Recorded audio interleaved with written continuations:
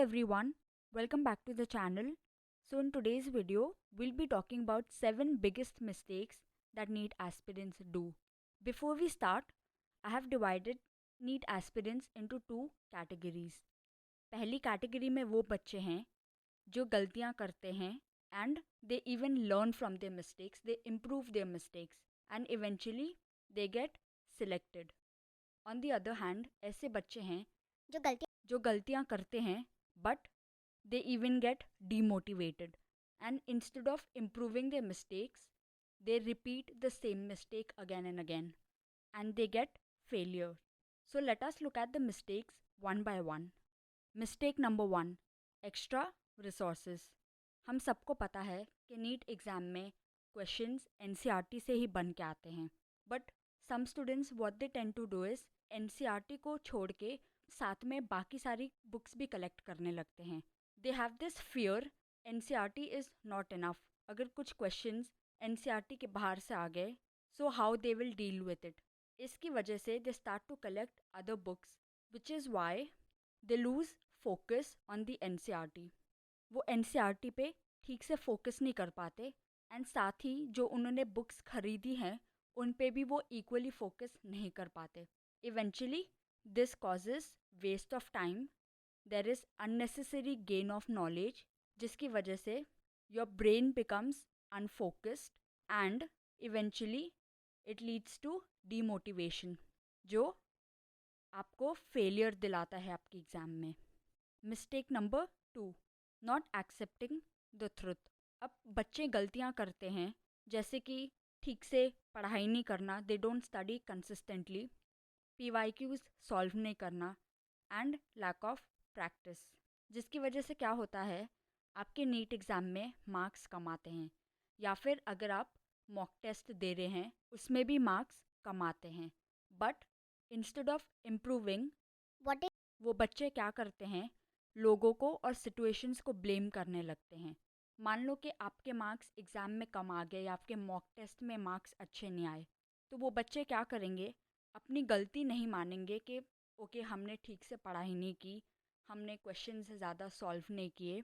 Instead वो situation को blame कर देंगे या लोगों को ब्लेम कर देंगे कि मेरे घर में शादी थी, ये फंक्शन था, ये पार्टी थी, तो मैं ठीक से पढ़ नहीं पाया, मेरे घर पे गेस्ट आ गए, मेरे दोस्त ने बुला लिया. So these are all excuses. Mistake number 3, fear of PYQs. So जब आप पहली बार कोई मॉक टेस्ट देते हैं या पहली बार आप कोई MCQ सॉल्व करते हैं, इवेंचुअली आपके पहली बार स्कोर्स कम आते हैं, but instead of working on your mistakes आप पहले ही डिमोटिवेट हो जाते हैं and you even gain fear. आपके अंदर एक डर बैठने लगता है कि अगर मैं दोबारा से PYQs सॉल्व करूँगा या टेस्ट दूंगा, मेरे मार्क्स तो उतने ही आएंगे, मैं फेल ही होने वाला हूँ. So they run away from practising PYQs, जिसकी वजह से आपका सिलेक्शन नहीं होता. Mistake number 4, sleep deprivation.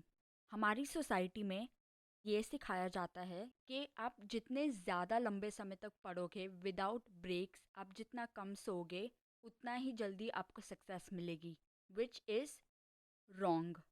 आप अगर मॉडरेटली भी पढ़ते हो, मीन्स अगर आप दिन के सिर्फ 7-8 घंटे भी पढ़ोगे, but you even get 7 to 8 hours of compulsory sleep, it will lead to success. Why did I say compulsory sleep?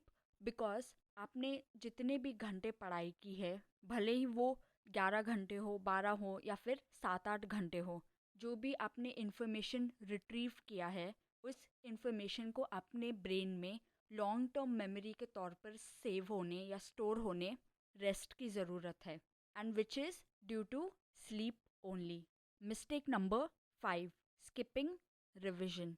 हम जब भी एनसीईआरटी को पहली या दूसरी बार पढ़ते हैं उतना ही काफ़ी नहीं होता. अगर आप कोई भी इन्फॉर्मेशन पहली या दूसरी बार पढ़ रहे हैं और अगर आपको उस इन्फॉर्मेशन को लॉन्ग टर्म मेमोरी के तौर पे सेव करना है या स्टोर करना है, उसके लिए एक रास्ता है, that is revision, and that also multiple times. अगर आप आज पहली बार एनसीईआरटी पढ़ रहे हैं एंड आपका एग्ज़ाम 2 साल बाद है, सो आज आपने जो पढ़ा एग्ज़ाम के डे तक याद रखना है, आपको मल्टीपल रिविजन्स करने होंगे। Mistake number 6, not following time table. हम में से बहुत से बच्चे ऐसे हैं जिन्हें बायोलॉजी सबसे ज़्यादा पसंद है या फिर केमिस्ट्री पसंद है, एंड बहुत बच्चों को फ़िज़िक्स बिल्कुल भी अच्छी नहीं लगती। सो जो सब्जेक्ट बच्चों को ज़्यादा पसंद आता है या वो इंटरेस्ट लेते हैं उस सब्जेक्ट में, उसी सब्जेक्ट को हम बार बार लंबे घंटों के लिए पढ़ते रहते हैं। We keep studying that for long hours, जिसकी वजह से बाकी सब्जेक्ट्स छूट जाते हैं and you eventually end up scoring low scores in your exam. Last but not the least, mistake number 7, overthinking.